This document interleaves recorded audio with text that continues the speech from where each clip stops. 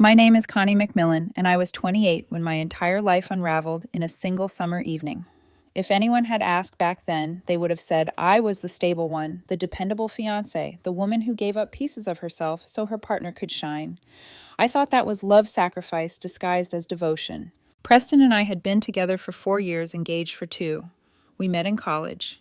He was majoring in marketing, while I was drowning in late-night design projects, pulling all-nighters to polish presentations. He had charm, I had discipline. At least that's how I framed it. I told myself we balanced each other out. But balance can tip without you noticing. Right after graduation, I had an offer for my dream role at a design firm in Chicago, 3 hours from where Preston had landed an entry-level position. He begged me to move with him. "We'll build our life together, Riss," he'd said, calling me by the nickname only he used. "It'll be worth it." So I turned it down. I took a smaller remote contract that paid less, left the city lights for a cramped apartment near his office. I told myself this was temporary, that supporting him now meant we'd both thrive later. I paid the bills, made the dinners, rehearsed his presentation pitches with him. Whenever doubt whispered, when he came home late talking about some glamorous colleague or the yoga instructor he swore was just friendly, I silenced it. Preston was just outgoing. I was secure enough to trust. But trust isn't a shield. Sometimes it blinds you. The unraveling began 6 months before the blow-up. Preston got promoted coordinator, more travel, more after-hours events. He began comparing me to shadows. My ex was so spontaneous, whisking me off on road trips. "Look at this influencer, she's magnetic." Guys like that don't settle. Each jab stung, but I smoothed it over with patience. Wasn't love about endurance? Yet the words stayed tucked beneath my ribs, sharper with every repeat. I'd lie awake at night, ceiling fans spinning above me, and wonder, am I too safe? Too steady? Did I give too much away? I didn't have answers, only the unease that grew like a knot in my chest. The breaking point came at his family's summer barbecue. It was one of those sprawling backyard affairs. Burgers sizzling, kids shrieking in the pool, plastic cups sweating in the heat. Preston's parents loved their drama as much as their potato salad. His mother meddled, his father grumbled along, and whispers flowed faster than the lemonade. Noah, Preston's younger brother, was there too. 25, an artist, part-time model, and the unintentional contrast to Preston's polished ambition.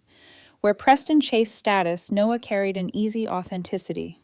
We'd always gotten along. He'd crash at our place sometimes, asking me to help digitize his sketches, but nothing beyond casual friendliness. That day, I tried to blend into the noise. I manned the grill, laughed at small talk with Preston's uncles, told myself everything was fine. But Preston was different. He spent the afternoon orbiting Jade, a friend of a cousin, all glossed lips and stories about backpacking Europe. She wasn't even officially invited, but Preston clung to her anecdotes like they were oxygen. He leaned close, hand brushing her arm, laughing too loudly at every line. I caught his sleeve as he passed by the pool house. "Preston, can we talk? Just come here for a second." He followed, rolling his eyes like I'd interrupted a show. Behind us, the sounds of splashing faded, leaving only the cicadas buzzing. "What's going on?" I asked quietly. "You've been distant all day." He smirked, crossing his arms. "Distant Connie. You're the one who's always predictable. Jade was just telling me about her trip to Greece. Spontaneity. Fun. When's the last time we did something like that?" My stomach dropped. I kept my voice calm, almost pleading. "We're engaged. If something's wrong, let's work it out.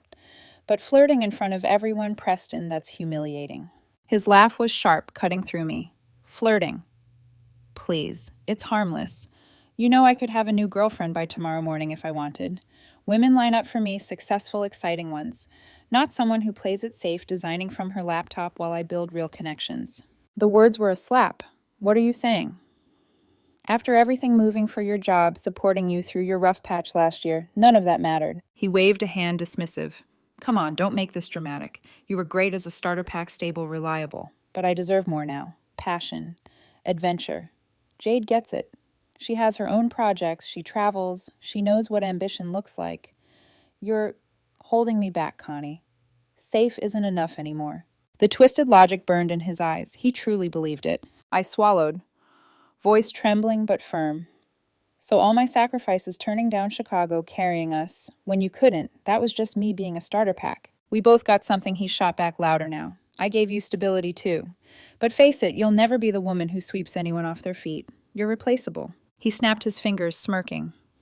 By tomorrow, I could be with someone who actually excites me. Everyone here knows I can do better.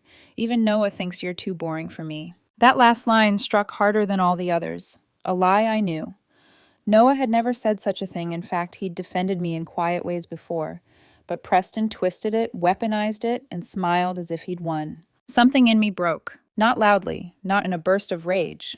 No, my breaking point was quiet, cold, a clarity that spread through me like frost. I looked him in the eye.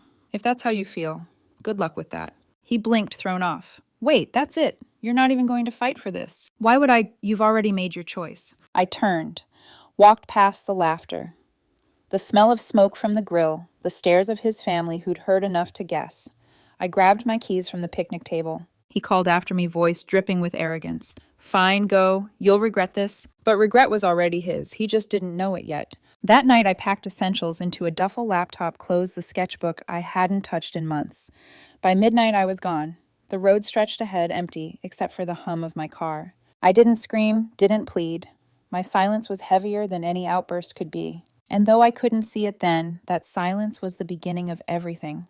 The first night away from Preston's house felt like exile. I checked into a low-rent motel off the highway, the kind with flickering neon signs, that hummed louder than the air conditioner. The sheets smelled of bleach, the walls thin enough to hear the couple next door arguing. I sat on the edge of the bed with my duffel bag at my feet, staring at the chipped nightstand as if answers would appear there. Instead, all I had were questions. Was I too safe, too predictable? Did I smother the spark without realizing? The words starter pack replayed in my head like a cruel chant. Starter pack, reliable, replaceable. It didn't matter how many times I reminded myself of the sacrifices I'd made, turning down my dream job, carrying us through his rough seasons, putting my ambitions in storage so his could expand. The echo of his dismissal made it feel like none of it counted. I stayed in that motel for 3 days, barely eating my laptop balanced on my knees as I pretended to focus on remote work. Bugs to fix, designs to tweak, but none of it landed. The hum of the mini fridge became my soundtrack, its relentless buzz drilling into me as if it wanted to expose how hollow I felt. On the 4th morning, I called a therapist, a virtual session over grainy video chat. The counselor was calm, her tone steady as I unraveled.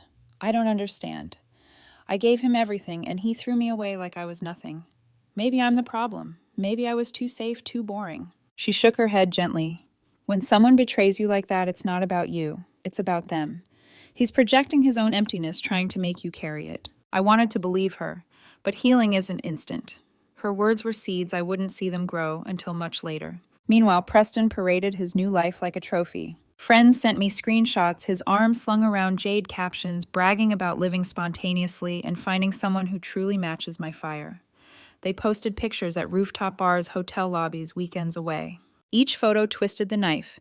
He hadn't just replaced me, he wanted the world to watch. But cracks showed quickly. A friend of his cousin messaged me late one night. Don't tell anyone I said this, but Preston's already complaining about Jade. Says she's too much work, high maintenance. I think he regrets the whole thing. I didn't reply. I just stared at the message until the words blurred.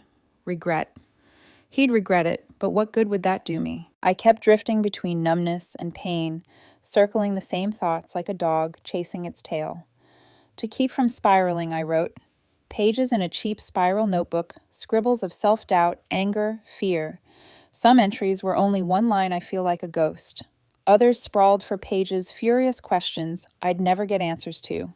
When the words weren't enough, I ran, lacing up sneakers I hadn't touched in months, pounding the cracked sidewalks until my lungs burned. The movement gave me back something. Preston had taken the sense that my body was mine, not just a vessel for his ambitions. About a week into my exile, my phone buzzed with a message from an unfamiliar handle. It was Noah. Hey, Connie, I heard what happened. Are you okay? I stared at it, torn. Was this pity a setup? Preston's family was tight-knit, bound by toxic loyalty. His mother had always made it clear she thought I wasn't good enough. Why would Noah reach out now? But I remembered Preston's words at the barbecue, his cruel twist. Even Noah thinks you're boring. It had felt like a lie then. Maybe this was proof. I'll survive, I typed back. Thanks for asking. Noah's reply came fast. For what it's worth, I never said what Preston claimed. You weren't boring. You deserved better. A knot I hadn't realized I was carrying loosened in my chest.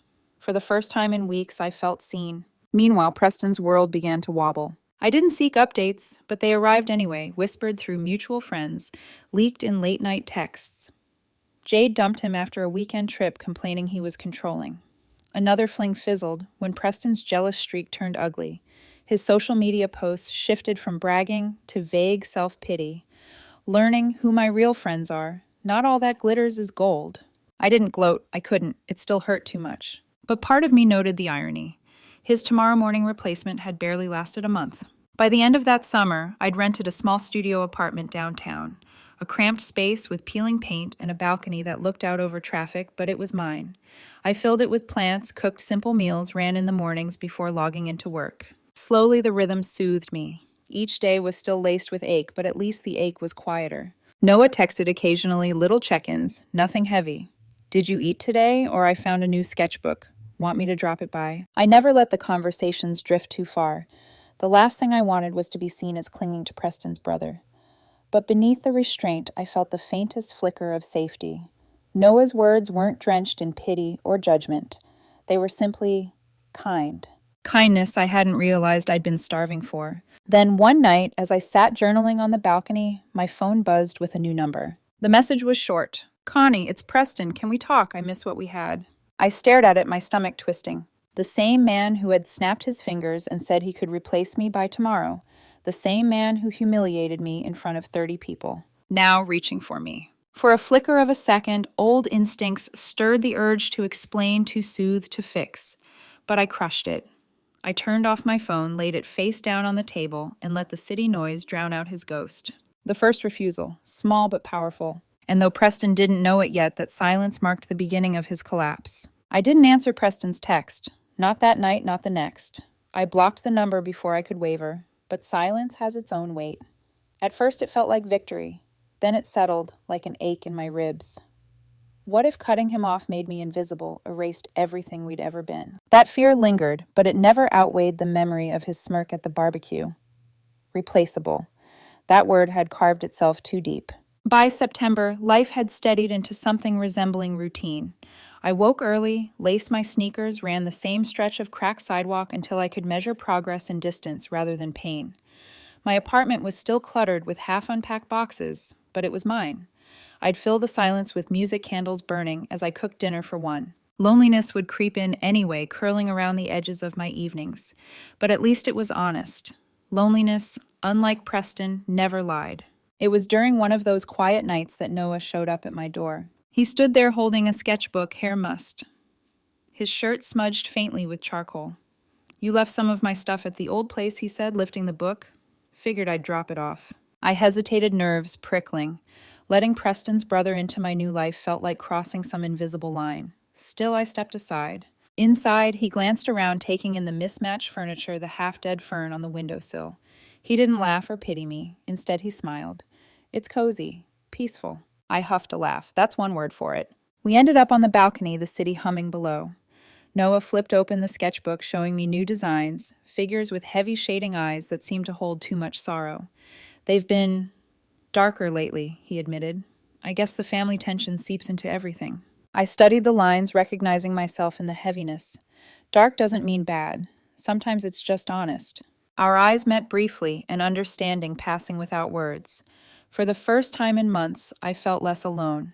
Meanwhile, Preston's unraveling was no longer subtle. Whispers trickled in through mutual friends, growing louder each week. The rooftop dates with Jade had ended abruptly after she accused him of being clingy. Another fling barely lasted 2 weeks. Apparently, Preston's temper surfaced whenever he felt ignored. His Instagram shifted from polished confidence to messy late-night rants, posts about betrayal, about how people never appreciate loyalty, selfies with forced smiles, eyes hollow behind the filters. I didn't comment. I didn't gloat. But sometimes late at night, I'd scroll through the wreckage and think, this is the man who thought I was holding him back. A month after our balcony talk, Noah texted, want to get coffee, neutral ground. I almost said no. The line still scared me. What would people say? What would Preston twist it into? But then I remembered Preston's words, even Noah thinks you're boring. Lies had already been spoken in my name. The least I could do was live my truth. So I agreed. The cafe was tucked on a corner, warm light, spilling through its windows. Autumn leaves swirling outside. Noah was already there, sketching absently on a napkin. When he saw me, he grinned, not the polished charm of Preston, but something softer, real. We talked for hours. About art, about how suffocating family expectations could be, about the strange relief of starting over when you had nothing left to lose. At one point, he said quietly, "I saw how Preston treated you, Connie. It wasn't right. He made it sound like you were just background noise, but I always noticed how much you carried. I thought you deserved better." The words lodged in my chest. I wanted to brush them off, call them kindness, but something deeper stirred. Still, I drew boundaries. When Noah offered to walk me home, I declined politely. This is complicated enough already. He didn't push, just nodded that easy acceptance I was still learning to trust. As I walked back alone through the crisp night air, I realized something strange. For the first time in months, my loneliness felt less suffocating. Preston must have sensed the shift because his attempts to claw back into my life grew desperate. Blocked numbers left voicemails, some pleading, some bitter. "I miss you, Riss. We were good together."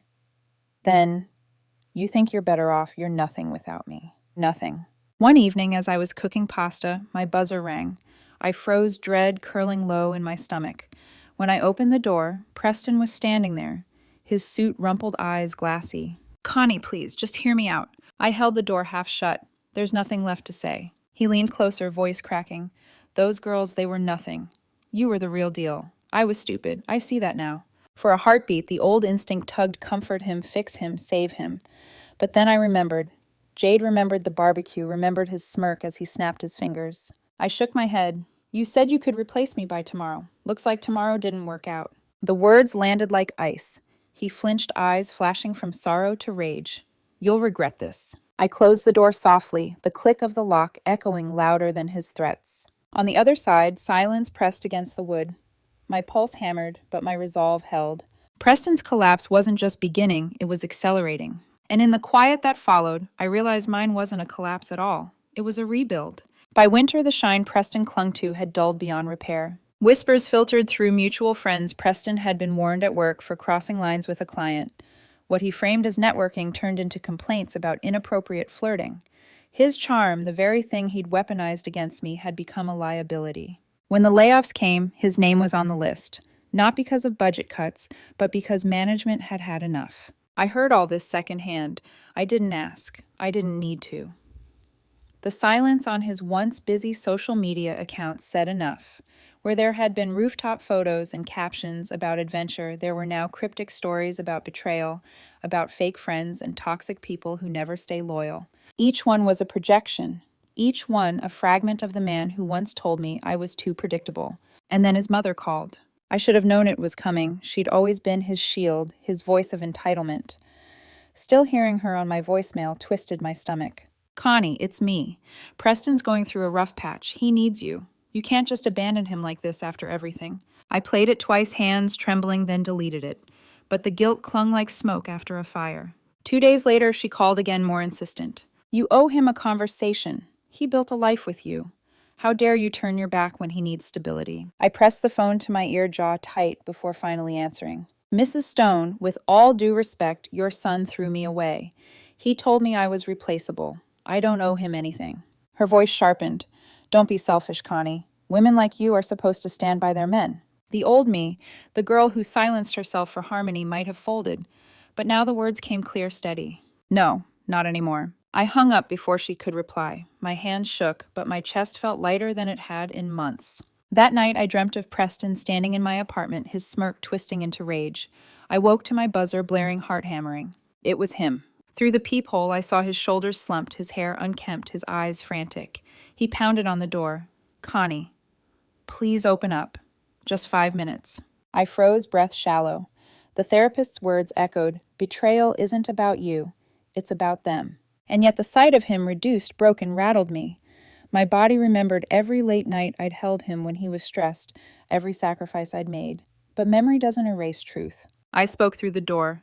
"Go home, Preston." His tone shifted, cracking under desperation. "You were right for me. Not Jade, not anyone else. I was stupid. You're the only one who ever stayed." I shut my eyes, leaning against the wood. For a split second, my heart tugged. But then I remembered the barbecue. Remembered his voice sharp as glass. "You're replaceable. Everyone knows I can do better. The pity dissolved. You only want me because everyone else left. That's not love. That's convenience. He growled under his breath, slamming his palm against the door. You'll regret this. Don't forget who gave you everything. A bitter laugh escaped me unplanned. Everything, Preston, I gave you everything. You burned it. Silence. Then the sound of his footsteps retreating down the hall. I slid to the floor, exhaling shakily, adrenaline pulsing through me.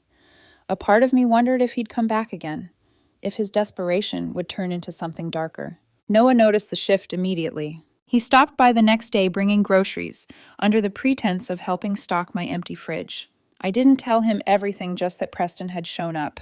Still, Noah's jaw tightened, his usual calm giving way to protectiveness. If he pushes again, call me. Don't deal with this alone. I nodded, grateful though. Guilt flickered. Was I dragging Noah into something he shouldn't have to bear? He was Preston's brother after all. But Noah only shrugged, as if reading my hesitation. Preston made his choices. I'm making mine. By February, Preston's collapse was public. His parents whispered excuses, but friends whispered truths. He was living back in his childhood bedroom, temping at odd jobs, his pride shriveling by the day. He posted long, rambling rants at 2 a.m., accusing vague enemies, lamenting betrayal. The comments dwindled, sympathy thinning, as people realized the common denominator in every story was him. I stopped reading, not out of ignorance, but because his downfall no longer fed me. My energy was my own again. One evening, as snow fell softly outside my window, I sat across from Noah at a quiet diner. He was sketching absent-mindedly on a napkin, his fingers stained with graphite. Funny, he said, glancing up. Preston used to say you were too safe. But safety doesn't mean boring. Safety means trust. That's what people want most, even if they don't realize it. I studied him, the warmth in his eyes. The words filled a space in me I hadn't realized was hollow. For the first time, I thought maybe Preston's collapse isn't my story anymore. Maybe mine is about rebuilding. But I also knew Preston wasn't finished trying to drag me back into his storm. And that storm was about to crash into family dinner. Thanksgiving came like a dare. Noah invited me to his parents' house, the same suburban home where Preston had torn my life apart months before. I hesitated, my chest tight. Why would I walk back into the lion's den? Noah's voice was steady. Because you don't need to hide anymore. They need to see you've moved on, that he doesn't own your story. I wanted to argue, but a deeper part of me knew he was right. Closure wasn't always about slamming the door. Sometimes it was about walking back through it on your own terms. The day of, I dressed carefully. A dark green sweater, simple gold earrings, hair pinned back. Not flashy, not apologetic, just me, solid in my own skin.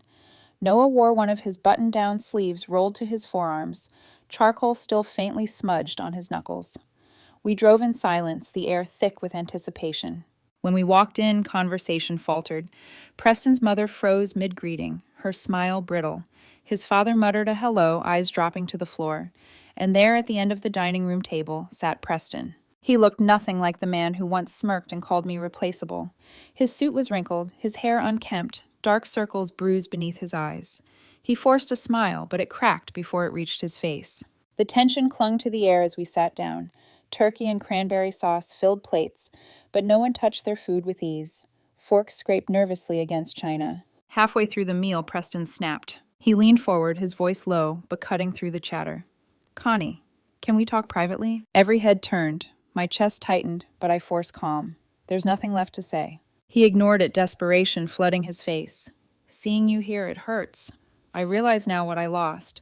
Those girls, the apps, the bars, it's all empty. You were the real thing. Please, let's try again. I'll do anything. The room went silent. His mother's lips pressed thin, his father shifted uncomfortably. I set down my fork, deliberately meeting his gaze.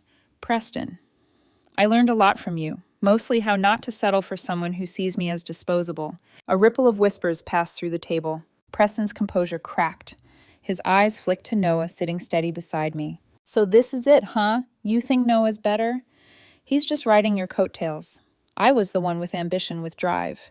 You're choosing scraps over me. Noah's jaw tightened, but he didn't speak. He didn't need to. His quiet presence was enough. I kept my voice calm. With Noah, it's mutual. Respect, growth. No one's a backup.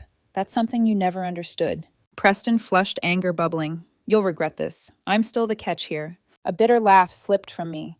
If being a catch means betraying the people who love you, then no, you're not.